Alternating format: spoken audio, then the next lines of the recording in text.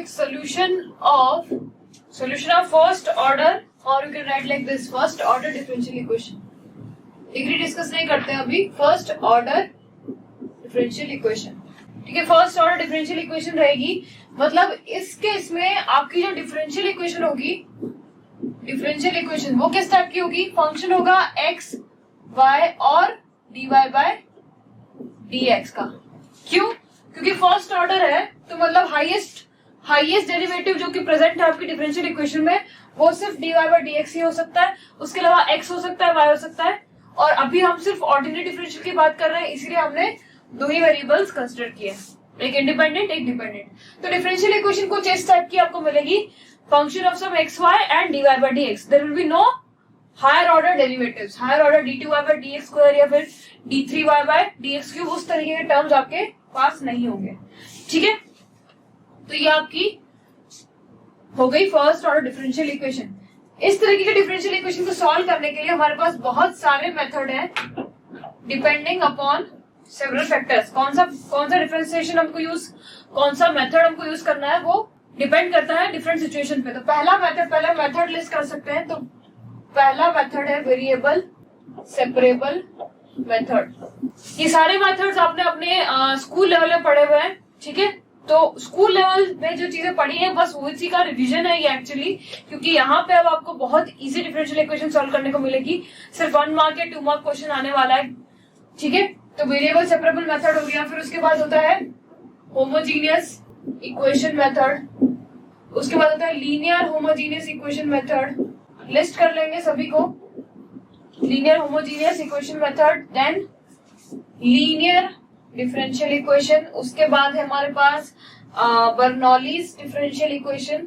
फिर है exact differential equation और फिर लास्ट है हमारे पास इंस्पेक्शन मेथड.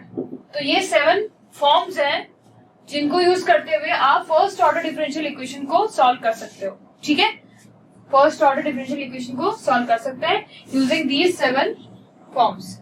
स्टार्ट करेंगे पहली form, variable separable method. Variable separable method ये क्या होता है?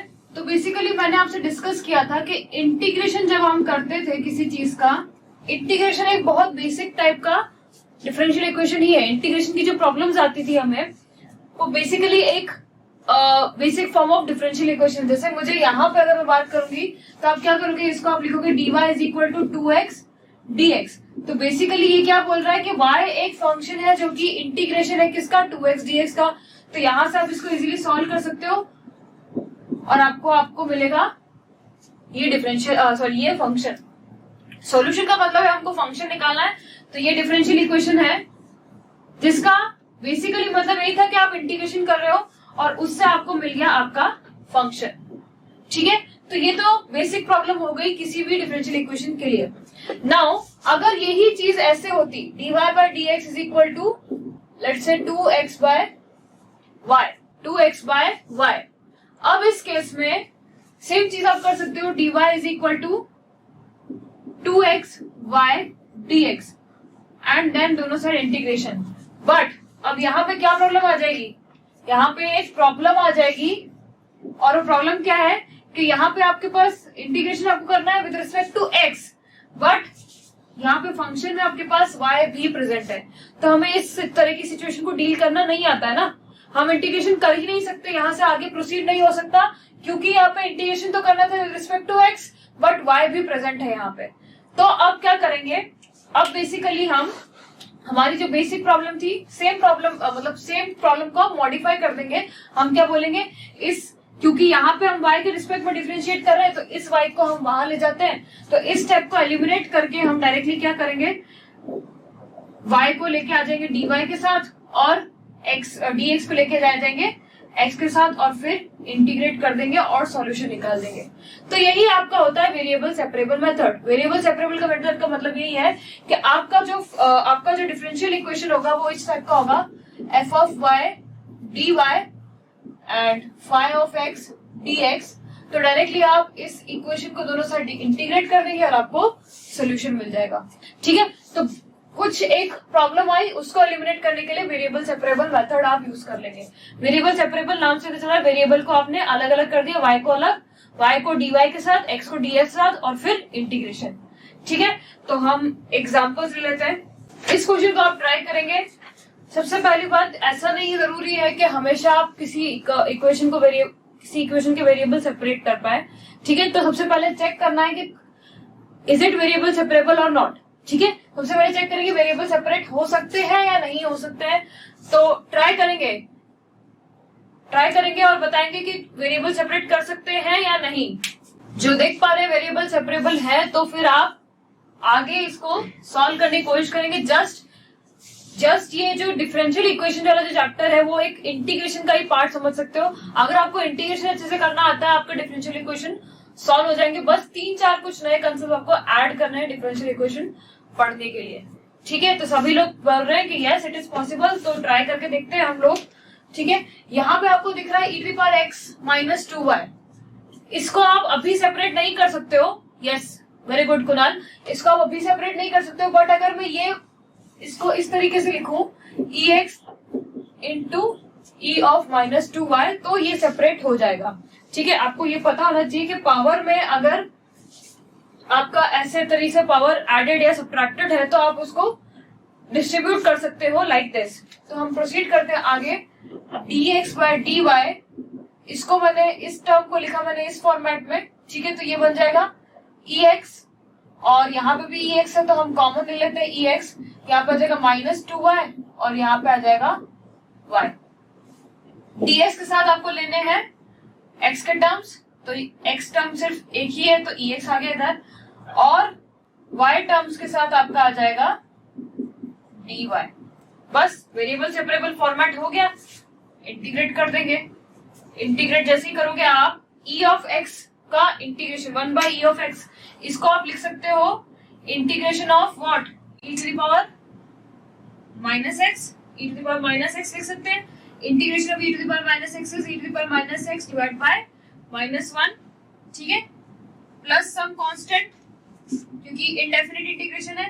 और यहाँ पे आपके पास आ जाएगा इंटीग्रेशन ऑफ e⁻⁻2y हो जाएगा -2y divide by -2 plus y²/2 और अगेन आपको यहाँ पे कांस्टेंट मिलेगा। तो बेसिकली यहाँ पे 2 कांस्टेंट लिखने की आपको जरूरत है नहीं ना। यहाँ पे अगर ये 2 है, यहाँ पे 5 है, तो आप इस दोनों कांस्टेंट को मिला के 3 बोल सकते हो। तो बेसिकली यहाँ पे हम सिर्फ एक ही जगह पे कांस्टेंट लगाएंगे, वो हम इस साइड पे लगा देते हैं लाइक दिस। ठीक है, तो आपके पास ये सोल्यूशन फॉर्मेट हो गया। इसको आप लिख लो -e⁻⁻x is equal to -1/2 e⁻⁻2y plus y²/2 plus c। इसको आप और भी सिंप्लीफाई कर सकते हो बट लेट इट बी, आपको ऑप्शंस में इस तरीके से मिल जाएगा। Yes, very good. ठीक है, तो बस आपको इंटीग्रेशन करना आता है, आप डिफरेंशियल इक्वेशन बहुत इजीली सॉल्व कर सकते हो। आई गेस इसमें कोई डाउट नहीं होगा, बहुत इजी सा क्वेश्चन था। आगे बढ़ते हैं, एक और क्वेश्चन देखते हैं। 1 + cos y dx is equal to 0। Try this. इस केस में वेरिएबल सेपरेशन पॉसिबल है कि नहीं है देख लेते हैं। एक साइड पे x और दूसरी साइड पे y लेना है, तो इस टर्म को मैंने उस साइड ले लिया और फिर स्विच कर दिया, तो ये आ जाएगा cos x 1 + cos y dx। यहाँ पे ये वाला टर्म x वाला है तो इसको इधर ले जाते हैं। ठीक है, ये टर्म x है तो इसको इधर ले जाते हैं, और यहाँ पे ये वाला टर्म y है तो इसको इधर लेके आ जाएंगे। वेरिएबल सेपरेबल ऑब्वियसली है ये, तो यहाँ पे आ जाएगा sin y डिवाइड में आ जाएगा 1 + cos y और यहाँ पे है dy then cos x dx। Variable separable format में आ गया है। अब क्या करना है, नेक्स्ट स्टेप इज इंटीग्रेशन। अब इंटीग्रेशन कैसे करेंगे बताइए कमेंट्स में। इंटीग्रेशन कैसे करना चाहिए इस टर्म का? डायरेक्ट फॉर्मूला तो है नहीं इस टर्म के लिए हमारे पास, तो किस तरीके से हम इस टर्म को इंटीग्रेट कर सकते हैं? इसमें आप अगर नोटिस करोगे तो आपको दिख रहा है कि डिनोमिनेटर का डिफरेंशिएशन आपका न्यूमरेटर बन सकता है। डिनोमिनेटर का डिफरेंशिएशन आपका न्यूमरेटर बन सकता है। सिमिलरली यहाँ पे भी डिनोमिनेटर का डिफरेंशिएशन न्यूमरेटर दे सकता है आपको। तो बेसिकली इस केस में हमेशा एक अप्रोच फॉलो करेंगे कि डिनोमिनेटर में जो भी है उसको कुछ एक वेरिएबल मान लेंगे। ठीक है। और दूसरे वाले इंटीग्रेशन में भी यहाँ पे 1 प्लस साइन एक्स को मैं एक दूसरा वेरिएबल मान लेती हूँ, ठीक है। तो ये मैंने मान लिया टी। डिफरेंशिएट करते हैं अगर इस इक्वेशन को, तो 1 का डिफरेंशिएशन तो 0 हो जाएगा, कॉस का differentiation minus sine y, y differentiation d y, और यहाँ पे आ जाएगा डी टी।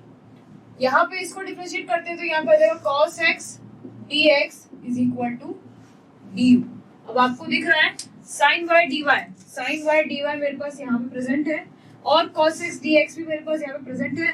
तो dt की टर्म्स में इनको सब्स्टिट्यूट कर देते हैं, आ जाएगा integration of sin y dy is minus dt, तो माइनस dt डिवाइडेड बाय ये टर्म आपका हो गया t इज इक्वल टू ये हो गया du और डिवाइड में है u। बहुत इजी है, अब इंटीग्रेशन माइनस 1 का इधर ले लिया, 1 by t integration is ln t, 1 by u differentiation is ln u and arbitrary constant c।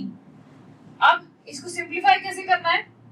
Simplify करने के लिए आप इसको इस फॉर्मेट में लिख सकते हो, c को मैं ln c भी मान सकती हूँ, c को ln c मान सकते हैं ना, क्योंकि आपके पास 2 है, अगर आप log 2 की बात करोगे वो भी एक कांस्टेंट है, तो c को आप ln c के फॉर्मेट में लिख सकते हैं।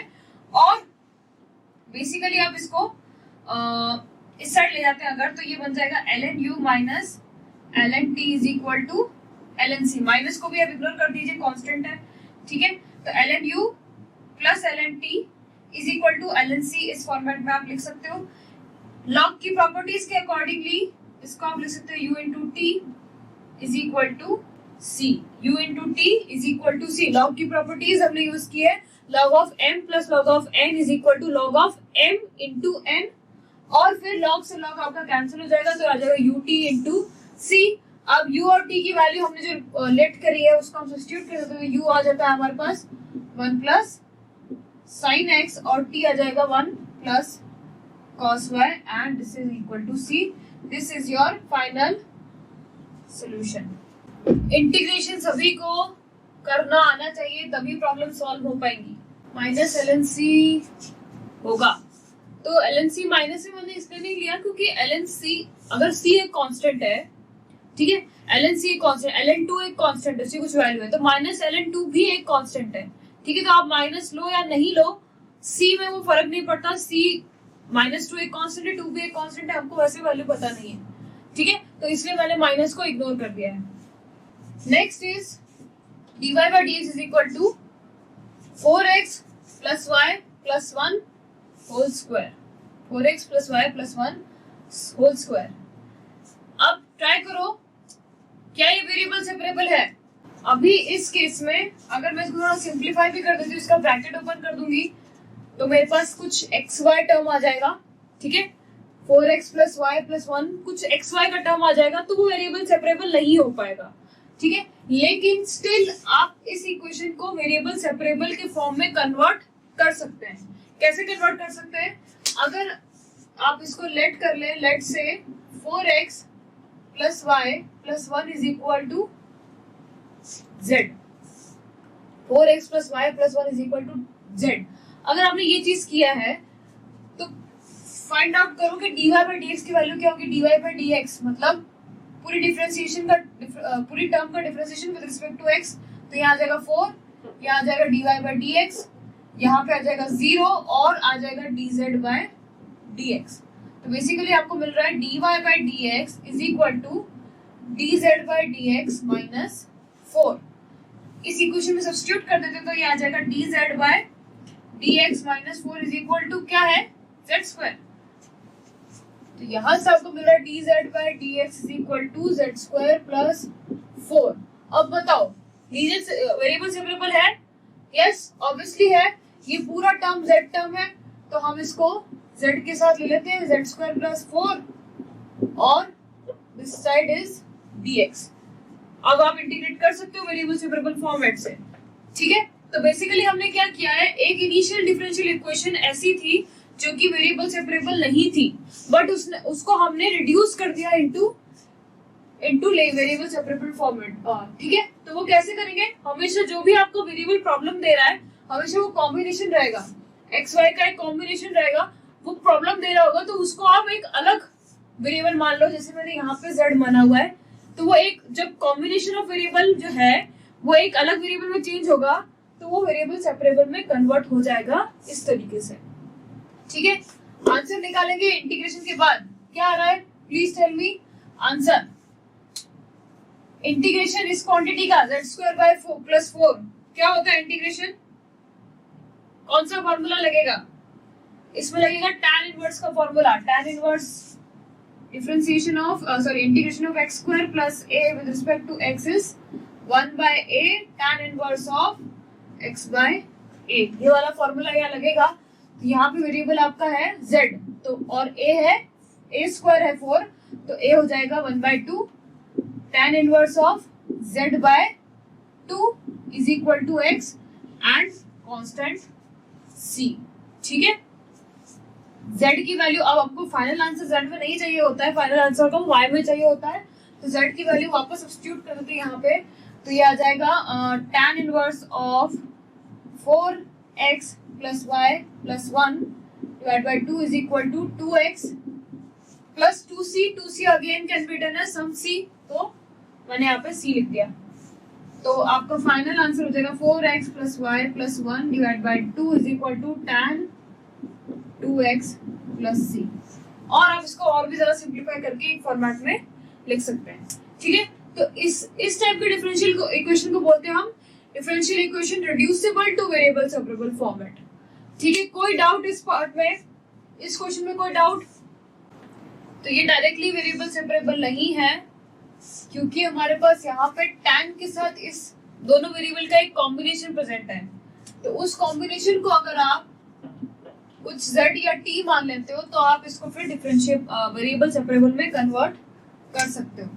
ठीक है, तो ट्राई करते हैं। अगर dy/dx चाहिए तो आपको इस इक्वेशन को with respect to x differentiate करना पड़ेगा, तो यहाँ आ जाएगा dy/dx - 1 is equal to dz/dx। dy/dx की वैल्यू आ जाएगी dz/dx + 1।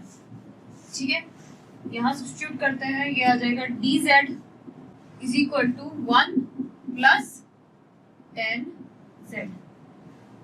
1 से 1 तो कैंसिल हो जाएगा, बचेगा आपके पास dz/dx is equal to 10z। तो dz/10z is equal to dx। Integrating both sides, integrating both sides. Now integration कैसे करना है, इंटीग्रेशन कैसे करेंगे? बेसिकली 1/10z मतलब क्या, 1/10z का मतलब है cot z, और cot z का इंटीग्रेशन होता है log sin z। cot z cot x का इंटीग्रेशन log sin x, तो यहाँ पे आ जाएगा log sin z is equal to x plus c। log sin z is equal to x plus c। ठीक है, वापस से z की वैल्यू हम रख देंगे y - x, तो ये बन जाएगा log of sin y - x is equal to x plus c। ठीक है, और इसको और सिंप्लीफाई कर सकते हो, अगर आप दोनों साइड्स का ले लो, एंटी लॉग ले लो, तो एंटी लॉग लेने पे ये बन जाएगा sin y - x is equal to e⁻ x plus c। इसको आप लिख सकते हो e⁻x इंटू e⁻c। अब e⁻c भी एक कांस्टेंट ही आएगा, तो इसको आप सब्स्टिट्यूट कर सकते हो as some other constant c, और यहाँ पे आ जाएगा e⁻x। सो फाइनल आंसर आपको क्या आ गया, sin y - x is c times e⁻x। ठीक है, तो ये वेरिएबल सेपरेबल के कुछ फॉर्म्स हैं जो आपको गेट में क्वेश्चन के फॉर्मेट में देखने को मिलते हैं। और बाकी लोग ये बताएंगे कि होमोजीनियस इक्वेशन क्या होती है। हम डिस्कस कर चुके हैं कैलकुलस में हमने होमोजीनियस इक्वेशन का, होमोजीनियस फंक्शन का कंसेप्ट देखा था। तो प्लीज कमेंट में टाइप करेंगे होमोजीनियस इक्वेशन क्या होती है, होमोजीनियस फंक्शन क्या होता है। यस, होमोजीनियस फंक्शन एक्चुअली वो फंक्शन, होमोजीनियस का क्या मतलब होता है, जहाँ पे होमोजीनिटी है। होमोजीनिटी मतलब यूनिफॉर्मिटी का मतलब है सेम तरीके का पैटर्न फॉलो हो रहा है। होमोजीनियस फंक्शन में हमने देखा था वो फंक्शन जिसकी सारी टर्म्स की डिग्री अगर एक कांस्टेंट है n है, तो आप उसको होमोजीनियस फंक्शन बोलते हो।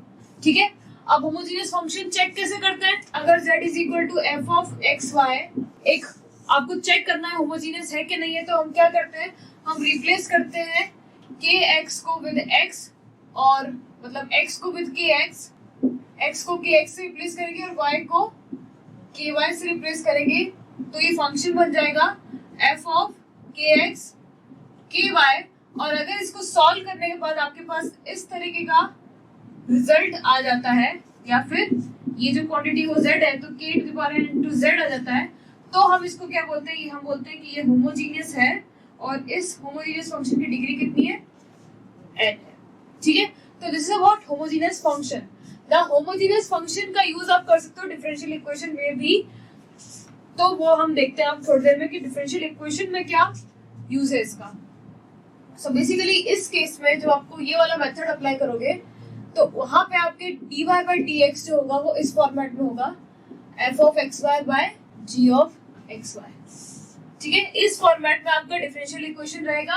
और यहाँ पे जो f है, f एंड g दोनों फंक्शन जो है, they are f and g are homogeneous function of same degree, homogeneous function of same degree, तब आप ये मेथड यूज कर सकते हो।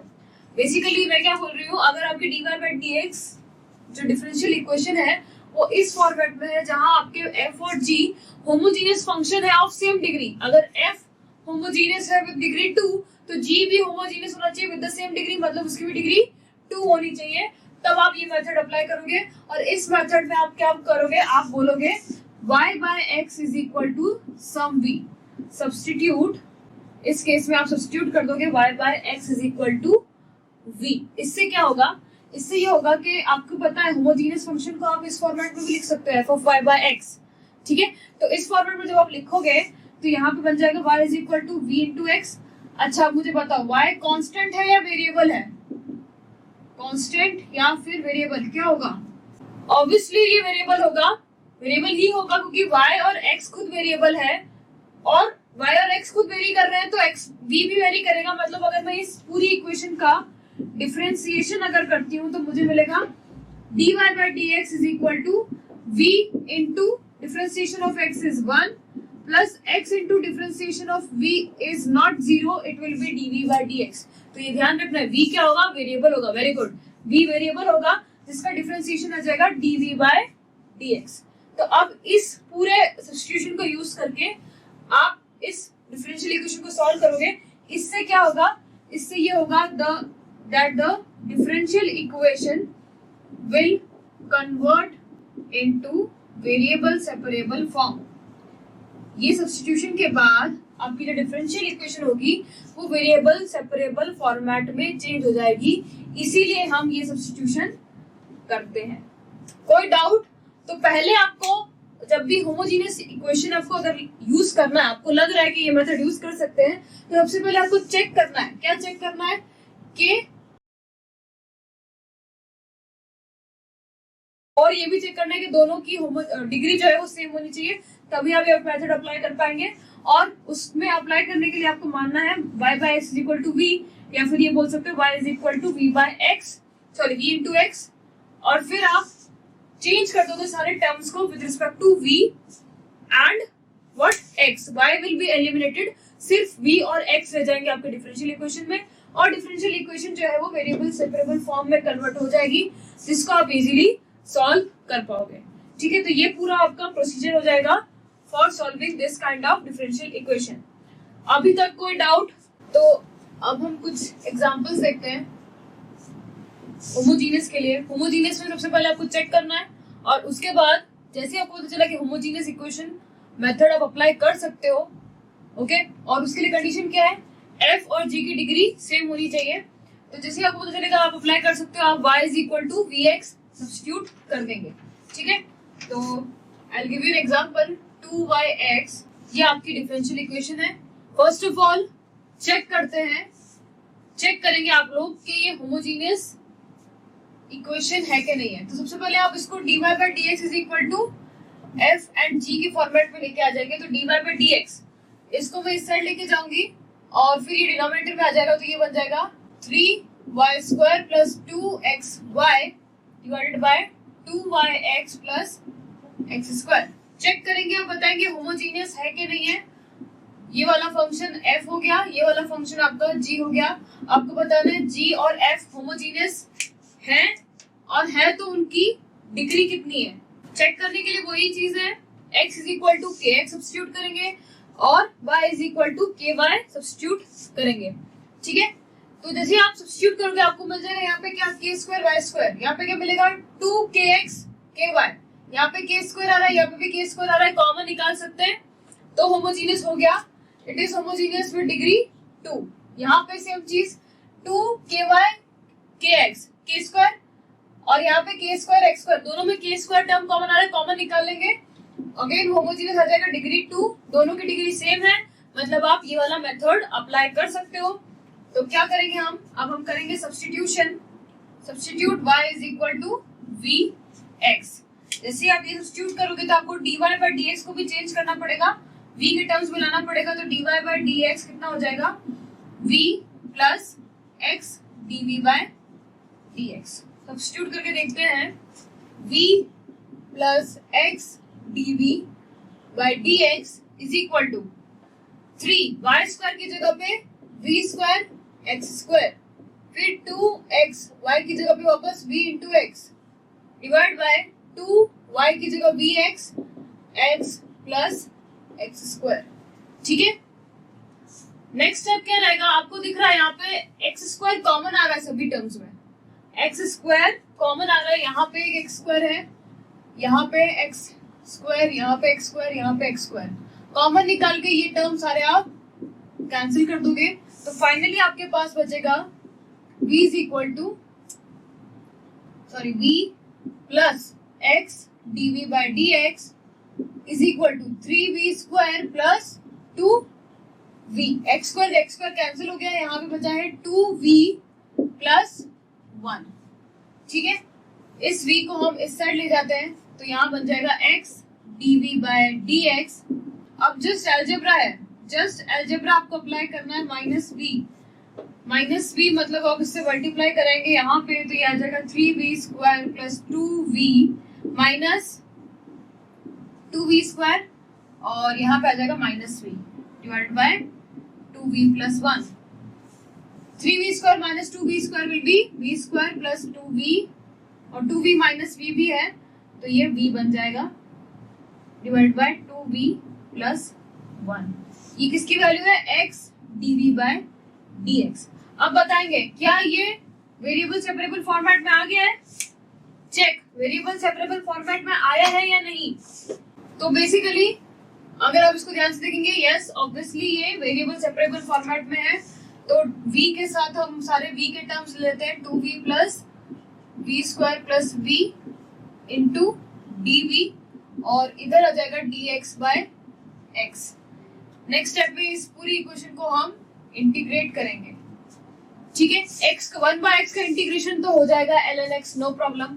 यहाँ पे इंटीग्रेशन कैसे होगा, v टर्म का इंटीग्रेशन कैसे होगा, एनी आइडिया, v टर्म का इंटीग्रेशन किस तरीके से करेंगे, क्योंकि v² प्लस v आ गया है तो मतलब डायरेक्ट फॉर्मूला कोई अप्लाई नहीं हो रहा है। किस तरीके से इसको हम सिंप्लीफाई कर सकते हैं, partial fraction, yes partial fraction कर सकते हैं, बट उससे भी एक इजी तरीका है, उससे भी एक इजी तरीका यही है कि हम v² प्लस v को t मान लें। और ये क्यों कर रहे हैं, ये क्यों कर रहे हैं, क्योंकि आपको पता है कि v² प्लस v का डिफरेंशिएशन अगर आप करते हो तो आपको v वाला टर्म मिल सकता है। ठीक है, आपको ये चीज देखनी पड़ेगी, आपको एनालाइज करना पड़ेगा कि जब भी डिनोमिनेटर का डिफरेंशिएशन आपको न्यूमरेटर मिल रहा है तो जिस डिनोमिनेटर को एक अदर दूसरे वेरिएबल में के टर्म्स में मान लो और फिर आपका जो प्रॉब्लम है वो चेंज हो जाएगा। डिफरेंशिएट कर देते हैं तो यहाँ पे आ जाएगा 2v plus 1 dv is equal to dt। अब डायरेक्ट है, ये बन गया dt by t is equal to dx by x। Integration is ln t is equal to ln x plus let's say ln c। ठीक है, same चीज सारी terms ln में, इसलिए मैंने c को भी ln में ले लिया। तो यहाँ बन जाएगा ln t is equal to ln x into C, ln से ln cancelled, t is equal to x into C. अब t की वैल्यू आपने मानी थी v स्क्वायर प्लस v, तो लिख देते हैं इसको v square plus v is equal to x into C. वापस v की वैल्यू क्या है? v की वैल्यू हमने ले रखी है y बाय x, तो फाइनल सोल्यूशन आपका आ जाएगा y by x plus y by x is equal to x into C. ठीक है, तो इस तरीके से आप सॉल्व कर सकते हैं। पार्शियल फ्रैक्शन भी कर सकते थे, बट वो थोड़ा सा बिगर मेथड हो जाएगा, जबकि हमको पता है, डायरेक्टली दिख रहा है कि इसका डिफरेंशिएशन आपको ये मिल जाएगा। ठीक है, तो इस तरीके से हम होमोजेनियस इक्वेशन को टैकल करने वाले हैं। y is equal to v by x, y by x is equal to v substitute करके आपका वेरिएबल सेपरेबल फॉर्मेट मिल जाएगा। Any doubt? अब इस केस में आपको दिख रहा है कि आपके पास x बाय y से रिलेटेड टर्म है। क्या है? x बाय y से रिलेटेड टर्म है। अगर मैं y बाय x को v सब्स्टिट्यूट करती हूँ तो प्रॉब्लम फालतू ही क्या बन जाएगी मेरी? कॉम्प्लिकेटेड बन जाएगी। तो मैं क्या करूंगी? जस्ट मैं x बाय y को v सब्स्टिट्यूट कर दूंगी। ठीक है, मैंने क्या किया, क्योंकि मेरी प्रॉब्लम में मुझे दिखाई दे रहा है x बाय y प्रेजेंट है। आपको पता है v हम क्या लेट करते हैं? y बाय x लेट करते हैं। अगर आपकी homogeneous equation dy by dx is equal to f by g है, इसको आप अगर अपोजिट कर लो dx by dy g by f कर लो, तो भी मेथड में कोई चेंज नहीं आएगा। ठीक है, कोई मेथड्स इसको सॉल्व करने में कोई चेंज नहीं आएगा। तो बेसिकली मैंने क्या किया, क्योंकि मुझे यहाँ पे x बाय y टर्म दिख रहा था, तो y बाय x की जगह मैंने x बाय y को v फॉर्मेट में लिख लिया। ठीक है, अंडरस्टूड और नॉट?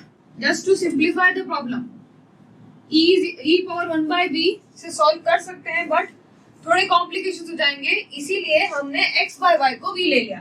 तो x बाय y को v ले लिया, मतलब x इज इक्वल टू क्या हो गया? vy।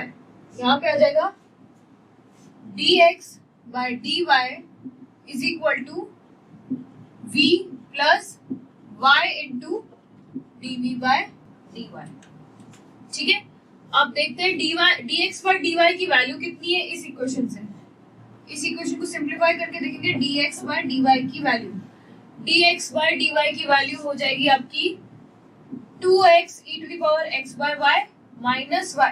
मैंने इस टर्म को इस साइड लिया तो माइनस आएगा, तो मैंने इन दोनों को इंटरचेंज कर दिया, और उसके बाद बचेगा नीचे यहाँ पे डिनोमिनेटर में 2y e to the power x by y। ठीक है, आप सब्स्टिट्यूट करते हैं v के टर्म्स में, तो dx बाय dy तो चेंज हो जाएगा v plus y dv by dy में, और यहाँ पे आ जाएगा 2x, x की जगह आपको क्या लिखना है? v इंटू y, तो 2vy e to the power v minus y is remaining constant, so y is same, और यहाँ पे आ जाएगा 2y e to the power v। Just मैंने x को क्या सब्स्टिट्यूट किया? vy, और dx बाय dy को इस फॉर्मेट से सब्स्टिट्यूट कर दिया है। ठीक है, अब इस v को इस साइड लेके जाते हैं और सॉल्व करने की कोशिश करते हैं इसको। ठीक है, तो ये बनेगा y dv by dy is equal to 2vy e to the power v minus y divide by 2vy और 2y e to the power v minus v। Solve करेंगे, ये दोनों टर्म हो गए कैंसल, बचा आपके पास finally y divide by minus y divide by 2y e to the power v। y से y भी कैंसल, तो minus 1 by 2 e to the power v। Variable separable format में ये इजीली आपको दिखाई दे रहा है, तो वेरिएबल सेपरेबल कर देते हैं। फाइनल इक्वेशन क्या आई है मेरे पास? dv by dy is equal to minus 1 by 2 y e to the power v। e to the power v यहाँ ले लिया, dv आ गया यहाँ पे, और यहाँ बचेगा 1 माइनस 2y dy। ठीक है, कोई प्रॉब्लम किसी भी स्टेप में तो प्लीज आस्क। इंटीग्रेशन कर देंगे, integration of e to the power v is e to the power v minus 1 by 2 is a constant, इसका डिफरेंशिएशन हो जाएगा ln y, और लेट्स से यहाँ पे मैं मान लेती हूँ ln c ऑल्सो। ठीक है, इस -1/2 को आप इस साइड ले जाते हैं तो ये बन जाएगा e to the power v -2 e to the power v ln y into c ln y into c, क्योंकि यहाँ पे क्या है एडिशन है तो ln y into c कर दिया, ठीक है। तो ये आपका फाइनल आ गया ln y c is equal to -2 e to the power v। v को हमने लेट किया था एज x by y, तो हम सब्स्टिट्यूट कर देते हैं ln yc -2 e to the power x by y। This is your solution. तो ये आपका हो गया होमोजीनियस मेथड। होमोजीनियस फंक्शन की हेल्प से आप ये इक्वेशन सॉल्व करेंगे।